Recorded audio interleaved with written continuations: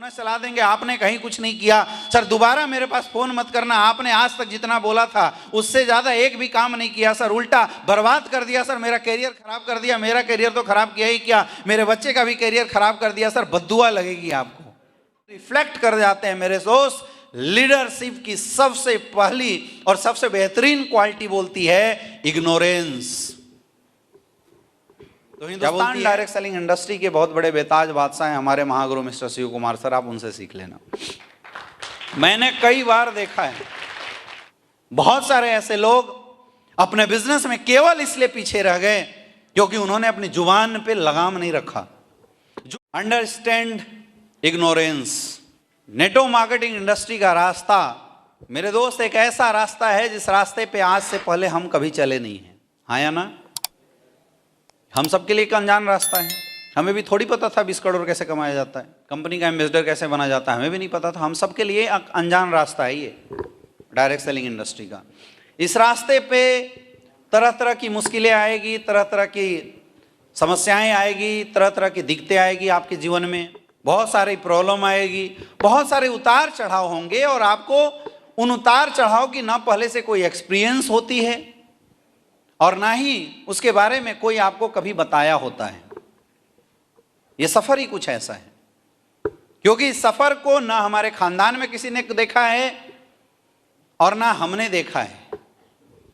एक इंसान है जो इस सफर पे आपसे पहले चला है, वो है कौन? फिर से बोलो, फिर से बोलो, अपलाइन। कौन चला है? आपका अपलाइन।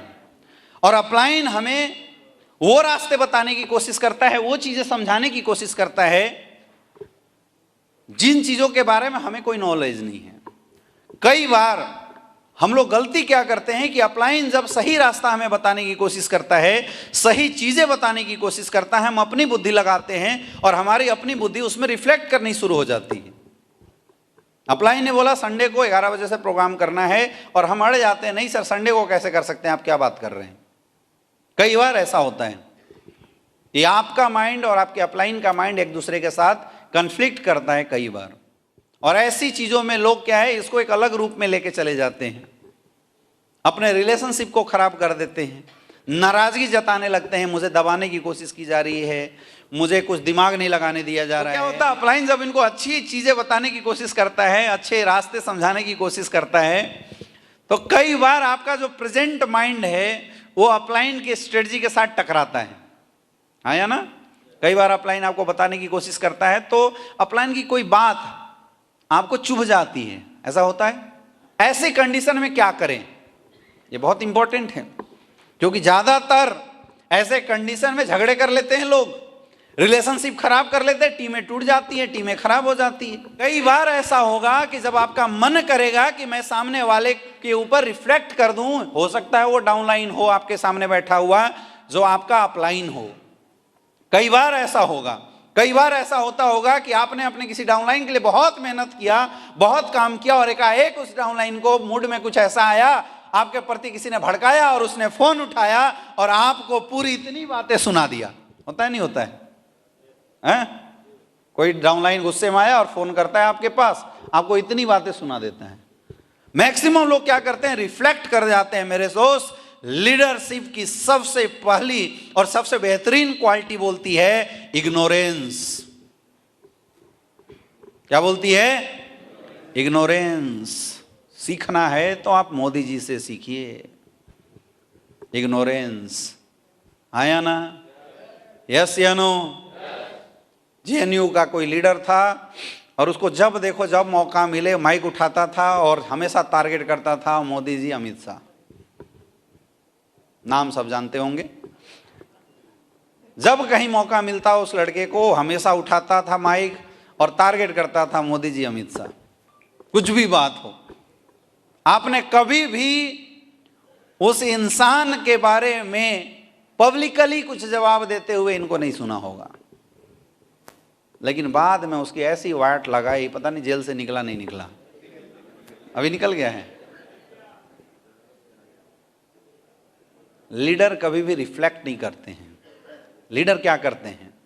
लीडर फर्स्ट चीजों को फेस करते हैं, फिर उसको एनालाइज करते हैं और अगर वो पचने लायक हो तो इग्नोर करते हैं छोटी छोटी बातों को, और अगर पचने लायक ना हो तो एनालाइज के बाद तब एक्शन करते हैं। मैक्सिमम लोग यहाँ क्या गलती करते हैं, सामने कुछ बातें आई तुरंत एक्शन कर देते हैं। ये आदत को सही करना पड़ेगा।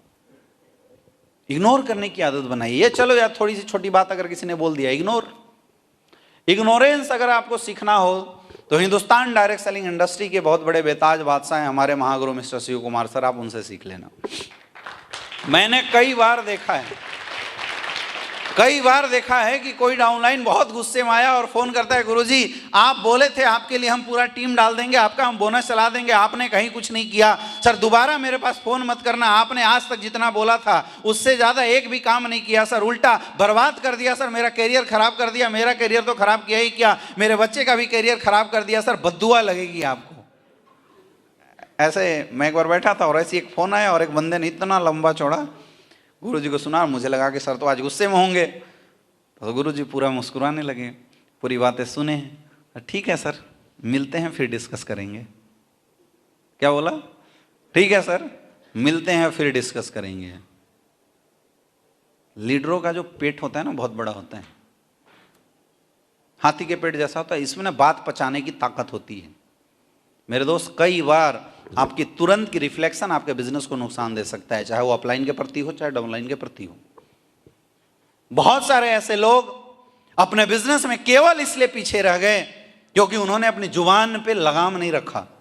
जो मन में आया बोलते चले गए, अपने डाउनलाइन को या अपने अपलाइन को जो मन में आया बोलते चले गए।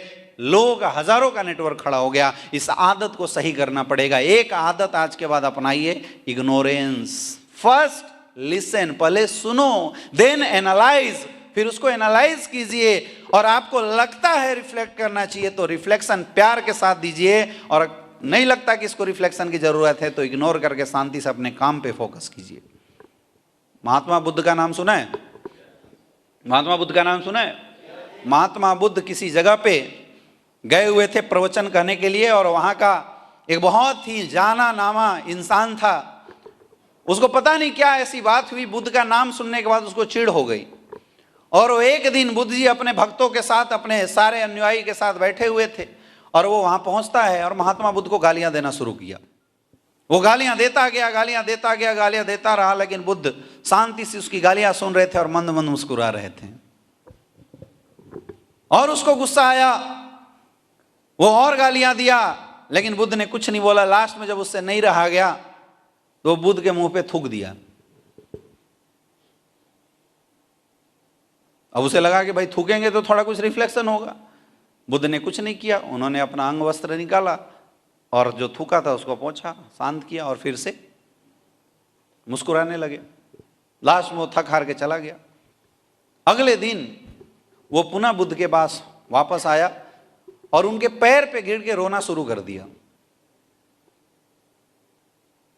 बोला, महाराज मैं कल से लेके आज तक सो नहीं पाया हूं, क्योंकि कल जब मैं आपके पास आया था मैंने गंदी गंदी गालियां दिया आपको, लेकिन आपने कुछ भी नहीं बोला।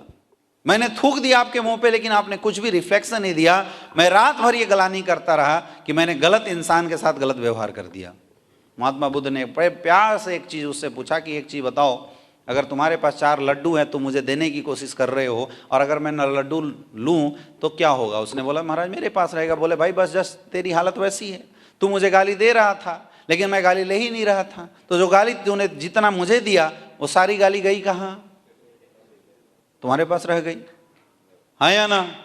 यस या नो? और वो इंसान बाद में चल के महात्मा बुद्ध का एक बहुत बड़ा अनुयायी बनता है, बहुत बड़ा प्रचारक बनता है। मेरे दोस्त, एक लीडरशिप की क्वालिटी भी ऐसी होनी चाहिए। चट्टान की तरह स्थिर बनो।